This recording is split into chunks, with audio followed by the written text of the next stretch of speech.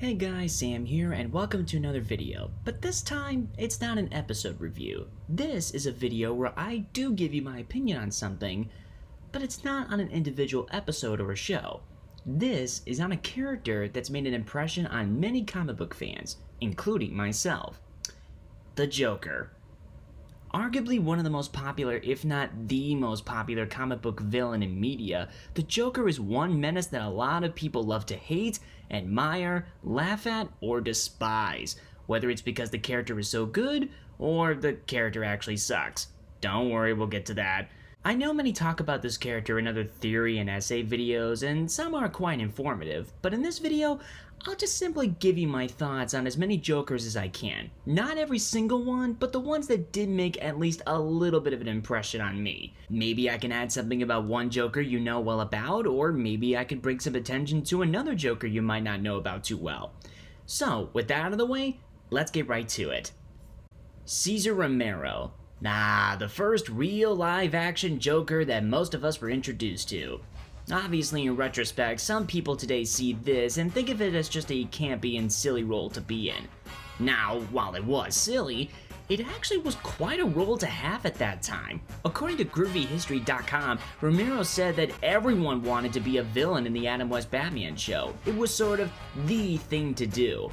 In fact, did you know that Frank Sinatra wanted to play the Joker? Yeah, that's right, old Blue Eyes wanted the purple and green. Unfortunately for him, Romero was already hired, not just because he was in the Batman movie, but also there was a show on the way, and the show's production didn't want to fire him. On the one hand, maybe that was for the best. But on the other hand, just imagine Sinatra becoming the Joker. Come fly with me, let's fly away. Again, just imagine. But anyway, I personally think Romero's portrayal was silly, but it's the best kind of silly. Oh, you can say that over the phone, Batman, but if I had you here, I'd pound you to a pulp. Start pounding, Joker.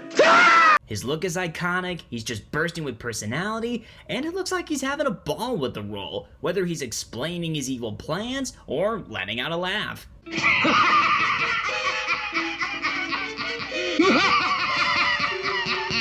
Oh, how delicious it is!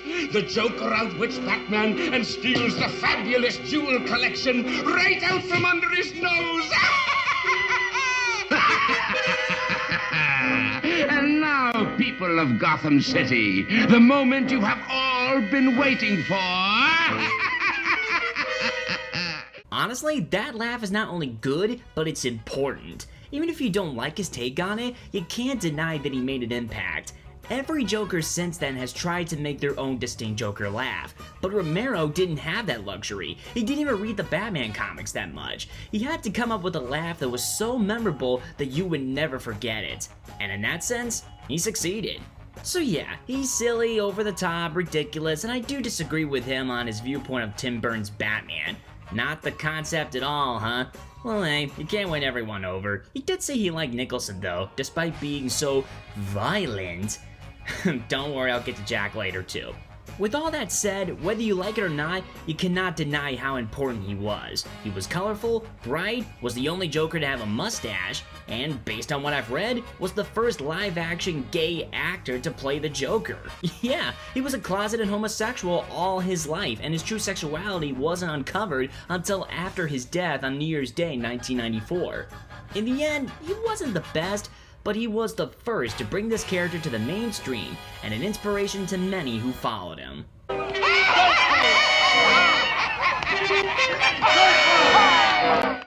Frank Welker. Yep, the voice of Fred and Scooby-Doo did play the Joker back in 1985 in an episode from the Superpowers team Galactic Guardians called The Wild Cards. Like Romero, he also was silly and over the top, but there are some drawbacks. One, there wasn't a lot of time for us to see how good his Joker could be, unlike Romero, who had a TV show and a movie, and there also wasn't a character rights issue with him either. And two, while Romero was goofy but definitely had a good voice that fit the character, Welker's portrayal was more nasally and squeaky. As soon as Darkseid gets back. A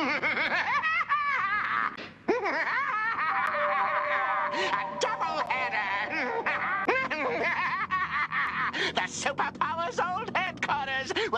can be our new base on Earth. Oh, don't you love the irony? I'm not saying he's the worst, and Frank is a very talented voice actor, but I just don't think he made a good Joker. Not the worst, but not the best either. Jack Nicholson. While Romero was the first live-action Joker to embrace the silly, Nicholson was the first to embrace the dark. This was also the supposed first movie that gave us the Joker's most likely name, Jack Napier. But hey, like Jack said in the movie, Jack is dead, my friend. You can call me Joker. And as you can see, I'm a lot happier. Yeah, this is another memorable Joker. His performance, the lines, the permanent smile on his face, and his suits are unforgettable. It's been often imitated, but never duplicated. It's just simply Jack Nicholson having a blast. And to think he probably wouldn't have been in the movie if A, he didn't get a lot of money for it, and B, the studio didn't allow one of his friends to star in it. Yep, that's him, Bob. I love Bob. The iconic moments are too many to count. You can't make an omelet without breaking some eggs, the reveal of his white skin to Vicky, the killing of Grissom, the joy buzzer kill, and of course, his own brand of laughs.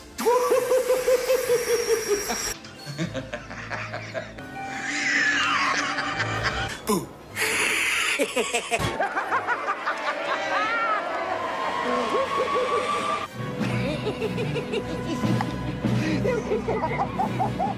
Like Romero, his take on the Joker was also influential on many who followed him. His demeanor, his joy, and the range of emotions from proper and almost sophisticated to crazy and psychotic. This was the start of when the character could be not just goofy and funny, but also creepy and disturbed in mainstream media. You see that in future movies, comics, games, and more. All that shines through in Nicholson's performance. His Joker was also the first live-action version to die on screen, was connected to Bruce's parents' murder, and compared to Ledger's Joker, he actually killed more people in his movie, 50 to be exact. And one of them, of course, included his buddy Bob. Rest in peace, Bob. And finally, there is one other interesting fact about this Joker. You know that canceled sequel that was supposed to follow Batman and Robin, Batman Unchained? Well, Nicholson was going to reprise his role as the Joker in that movie. He was going to come back as some sort of ghost that haunts Batman after he gets hit with fear toxin by the Scarecrow. And Harley Quinn was going to be the Joker's daughter looking for revenge after Batman killed Joker. But after Batman and Robin flopped hard, that movie never got to see the light of day. But regardless, Nicholson's portrayal was funny, dark, disturbed, and fun all at the same time. And for the longest time, people were seeing this as the definitive live-action movie Joker. Well, eventually that would change later on, but we'll get there when we get there. What else could I say but, I'm glad you're dead.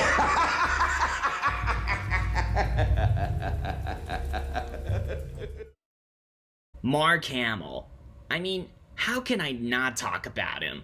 In many eyes, Hamill has become the quintessential voice of the Joker, doing the role for about 3 decades. From TV shows to movies and to video games, he has certainly made his mark on all of us. Shut up, ain't that bad. So, what else can I say about this Joker that not many people have said? Well, I honestly think that his Joker voice is better now than it was at the start. Hear me out.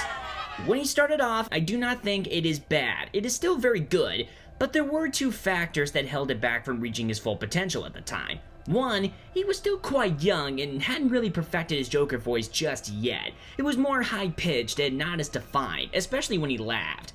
First thing tomorrow, I'm sending a lovely case of cat food to Batman.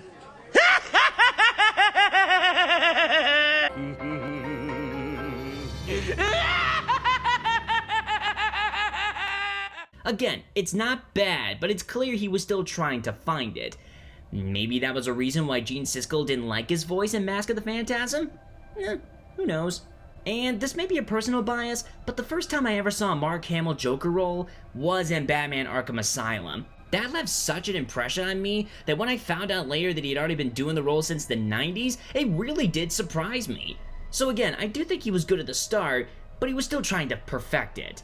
But once season 4 of Batman the Animated Series came out and Joker started to appear in more stuff like Superman, Justice League, The Return of the Joker, and more, Mark definitely got it down. Hello, Gotham. Joker's back in town. Let the good times roll.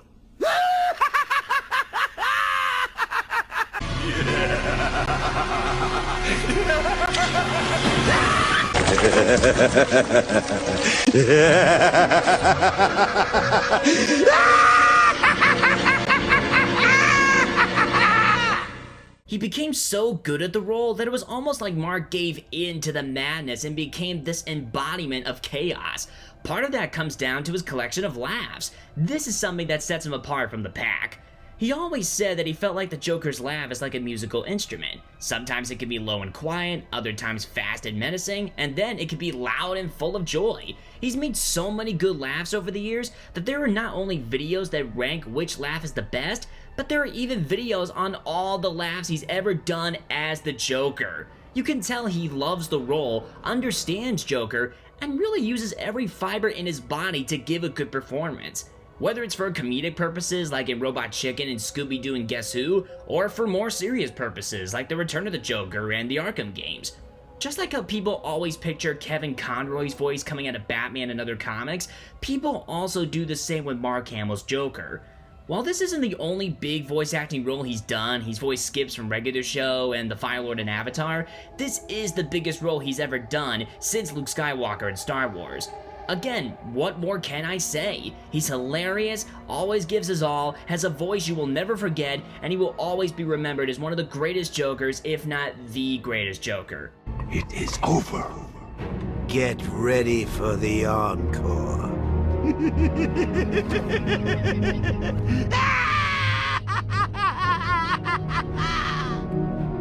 Why aren't you scared?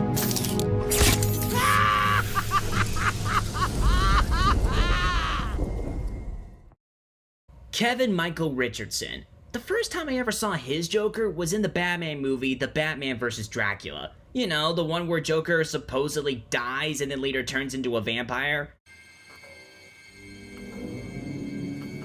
You want to give blood?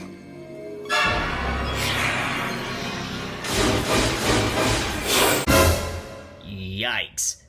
But still, that was the first time I saw his portrayal. His version did stick out to me in a lot of ways. The design, the animation, and his voice. Usually this guy does a lot of roles for characters that have deep voices, but in this case, he adds a bit of squeakiness to it and really goes all out with his Joker voice. And unlike Welker, it fits the setting and the tone of the show. No Joker before or since has looked like this, so this is certainly one of a kind. His voice is good, his character is still done fine, and he does have some good laughs. Goodbye, Arkham. Hello, Gotham.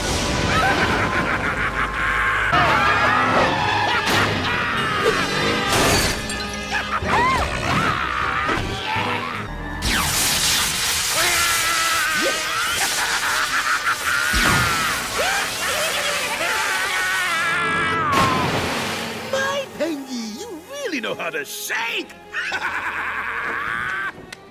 Unfortunately, I did not watch a lot of the Batman when I was growing up, so I don't have too much to say about his portrayal, but I understand that there are fans that love it, and that's great. He certainly is unique, and as far as I know, is the only Joker voiced by an African-American voice actor. That's pretty cool. While he didn't leave as big of an impression on me like Hamill did, he did make his mark on other fans. Maybe Kevin could voice him again in another show in the future. Who knows what can happen? It's certainly not over, and like he said in the Batman vs. Dracula movie, the show must go on. Heath Ledger. Awesome. He's just awesome. Remember how big this performance was at the time? Remember when people were blown away by Ledger's portrayal? How memorable he was? How quotable he was? How terrifying he was? Well, to this day, people still talk about it. I mean, he did become the first actor to play the Joker and get an Oscar for it. Posthumously, unfortunately. Rest in peace. But still, you've heard many talk about how great he was, how different he was compared to past Jokers, how similar he was, but also still managing to make it his own. He was scary, realistic in some respects, how right he was on certain topics, but also insane, funny, and just having a ball. And while he didn't laugh as much as the other Jokers, he certainly had some good ones. In fact, to play this section out, let me just play the best part of his performance and his best laugh in my opinion. Batman must take off his mask and turn himself in. Oh, and every day he doesn't, people will die. Starting tonight. I'm a man of my word. Richard Epcar. This is what some would probably call the Mortal Kombat Joker. I mean, he did voice him in not one but two Mortal Kombat games. Kind of. He first played the Joker in the DC Universe Characters in Mortal Kombat game back in 2008. While they did do a decent job in the game, it was clear that he was trying to find the Joker voice. Pretty flower for the pretty lady? Get the hell away from me, you... My wrist portal! I was going for the eyes. What can I say? The ladies dig me. No, you don't hit like a girl. Can't we talk about this? He seemed a bit too over the top and not given the best direction. Just exaggerate your lines more and try to make it funny, Richard. Come on, go, do it. But when the first Injustice game came out, this is when Epcar started to get his Joker voice down. It was much more controlled and a little more monstrous, but he was also funny and had some good lines too. And me without my camera, I could have gotten 10 million hits. I should be dead. Thanks, Happy Pill. What'll we do now? Anyone up for pancakes? Joker. What now? Why does she hate pancakes? One thing that does kind of hold him back, though, is his laugh. It's not exactly too special. Not saying it's bad or anything, but compared to others, it's not too great. He's more growly and low, if that makes sense. But based on the tone of the Injustice game, it does fit. I think some of his best material does come from the Injustice clashes. Here are a few of my favorites. Die, payaso! Someone needs a hug. Puddin', how could you? Simple, really. Like this. Let's wrap this up, Joker.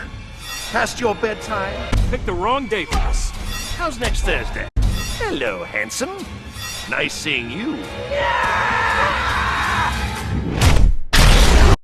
And it's not like this is the last time he did the Joker. He came back to voice him again in Injustice 2 as an hallucination, and was a DLC character in Mortal Kombat 11. But again, like the clashes, his best material came when he was just encountering anybody. Batman, Scarecrow, Kotal, Sonya, and of course, Sindel.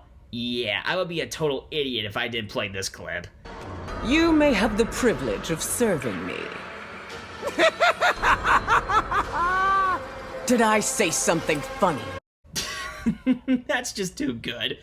In the end, he certainly has left a mark in these video games, and hopefully he could do more with the role in the future. With a bit more screen time, he could be talked about more. I consider Richard Epcar to be an underrated Joker, and is fun when on screen. Jared Leto. Ugh. Okay, I will say this. He was alright in the Snyder cut of Justice League. The makeup was decent, and he did have a few good lines. In Suicide Squad, however, he sucked. It seemed like the actor was more concerned on being weird and memorable rather than actually being a good Joker. And being a jackass in real life doesn't help matters. I don't really like the tattoos, his laugh wasn't good, I don't like his acting, and he wasn't even in the movie that much. He just bombed, and not the good kind of bomb. Period, end of story. Troy Baker. Now, Troy is a splendid voice actor who has done many characters. Joel Miller, Two-Face, and Batman, to name a few. For his role as the Joker, he was at first just simply there to voice a younger Joker in Arkham Origins. That's the biggest criticism people give Baker for his performance. He was channeling a lot of Mark Hamill in the role. Now, I do understand it, but listen, he was portraying a young Joker in the Arkham games. Mark did the Joker again in Night, and Roger Craig Smith was mostly praised for doing a young Batman. So, I think Troy deserves the recognition too. He definitely did do a good job as Joker in the game, and he had some pretty humorous moments too. He was so good that he did come back for other roles. Assault on Arkham, the Batman Unlimited movies, and Batman vs. Teenage Mutant Ninja Turtles where he gets turned into a cobra. It's a long story. There's not too much to say about Troy here, but I will say that he's also a good Joker too. He's just that good of a voice actor. He has his own brand of energy, sells the drama well, can be very humorous, and he honestly was just a good Joker. He also had some pretty good laughs as well. Not my favorite, but a good Joker nonetheless. How about this one?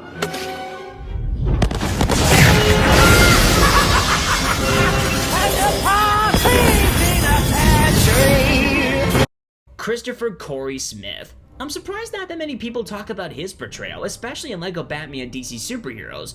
To be quite honest, whenever I think of LEGO Joker, this is the guy I think about. Not the grunts provided by Steve Bloom, and not the Joker that had a relationship with a spoon. Okay, that's something I think the Tick would do, not the frickin' Joker. But anyway, this is the LEGO Joker I think about the most. While Smith is certainly not the best, he brought so much charisma, energy, and personality out of his Joker. Just listen. What a night! Such an honor. I'm speechless. Who am I kidding? When am I ever speechless? Look at that face. It's like, what's he gonna say? What's going to come out of that mouth of his? You see? That's dedication right there. And honestly, he can be pretty funny, especially when he pairs up with Lex Luthor, and his laughs are fantastic too.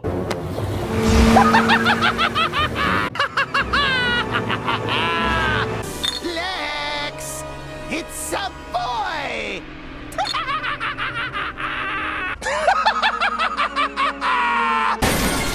Come and get me!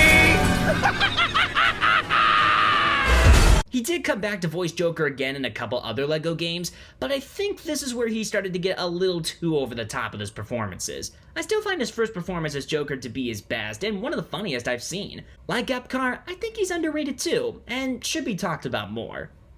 Anthony and Gruber. Now this is a very unique Joker in a lot of aspects.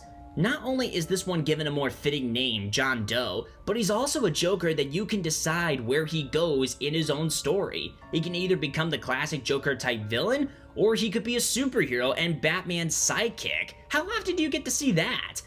Plus, Anthony was someone that managed to get the role in a unique way too. He started off on YouTube, and some of his most popular videos had him impersonating other Jokers like Nicholson and Ledger. He can also do a very good Harrison Ford impression, by the way. Well, I guess the people behind Telltale Games saw that, reached out to him, gave him the role, and boom, he ran with it. Right off the bat, the first Telltale Batman game shows you that this is a different Joker. He starts off at Arkham Asylum and is kind of your buddy. He seems a little nutty, kind of a dick, and can't get violent, but he seems more in control. Is said to be actually one of the more improved patients in Arkham Asylum. The irony there is just so sweet. And he's also very fond of Bruce. So fond of him, in fact, he gives Bruce a vital clue that helps him stop the villain in the game, Lady Arkham. So when we first saw him, he was certainly different, but also likable. Anthony did give a good performance and was able to make the portrayal more different than other versions. He certainly stood out.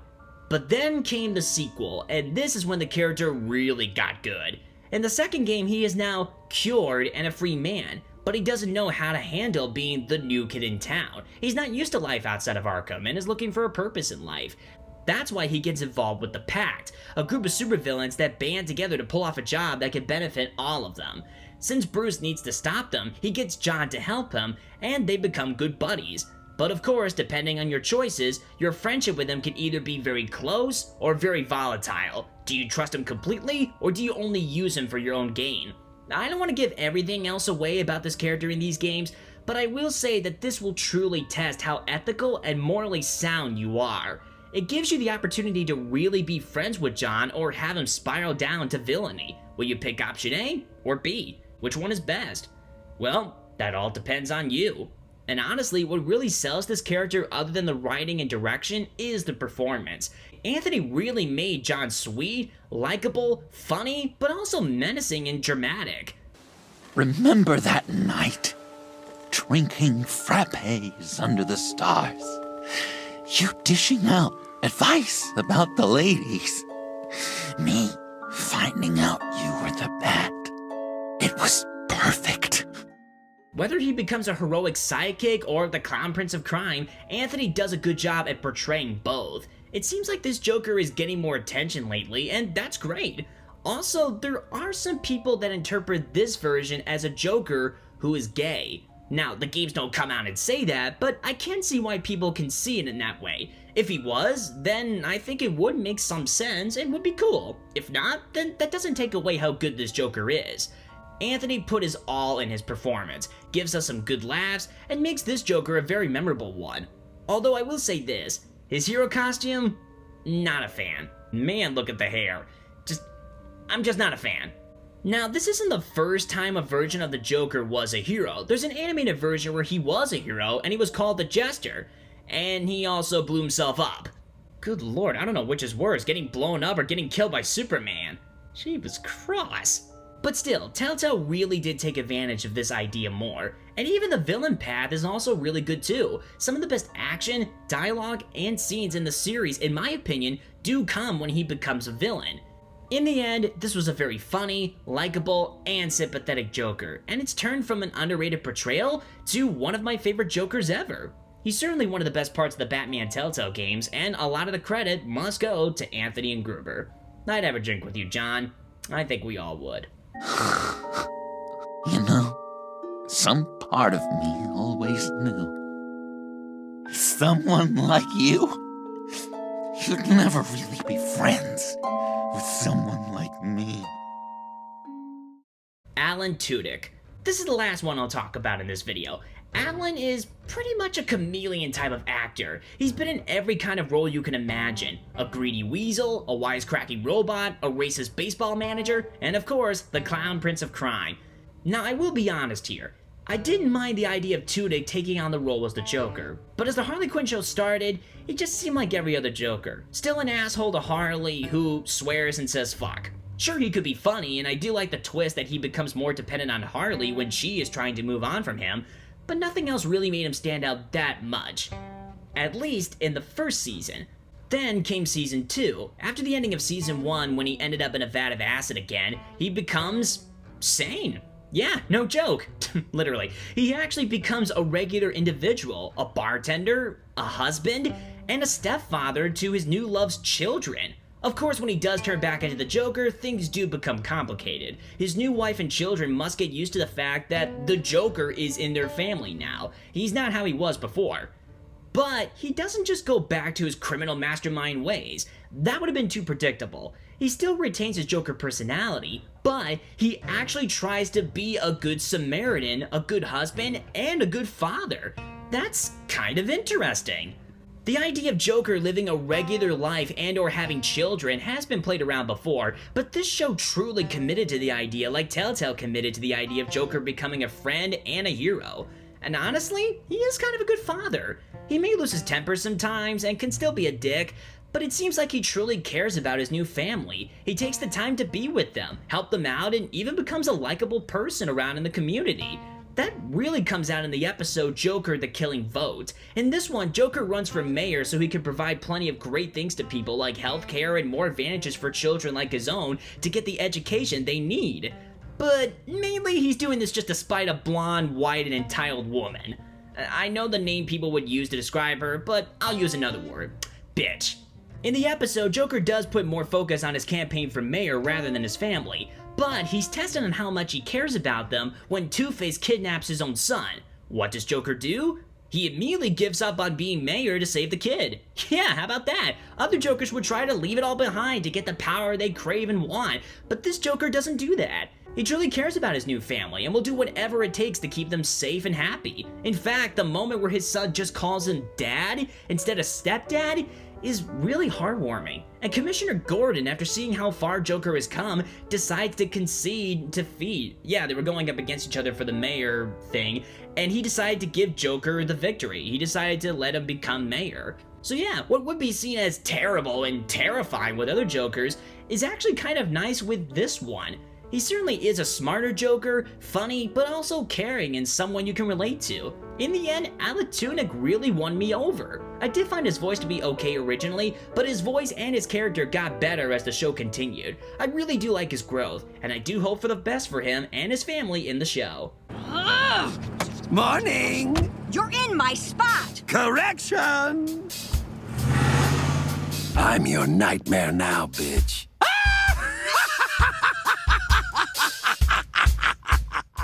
I I never thought I'd say that about a version of the Joker at all, but hey, here we are. Look how far we've come with this character. From menacing, to funny, to silly, to relatable, to sympathetic, and more, there are many interesting and good versions of the Joker. I'm sorry I didn't get to every single one. I know there are some other interesting ones. Brett Spiner was meh. I don't have too much to say about the Teen Titans Go Joker, and as for Phoenix's portrayal, I found it to be alright. In the end, we all have our favorite and least favorite Jokers. So, if you have a favorite or least favorite, let me know in the comments down below. Alright guys, that's it for the first episode of a new series I'm starting called Sam Talks. It's where I just talk about any kind of topic, shows, characters, whatever it is. If you enjoyed this video, give it a like and subscribe to my channel if you haven't already. And also, let me know what else I should talk about and what you think of this new series in the comments down below. Thank you guys for watching, and as always, my name is Sam, and mwah, good night everybody. Oh wait, I'm still in my college dorm, I don't want to wake him up. Yeah, recording in a college dorm kinda sucks.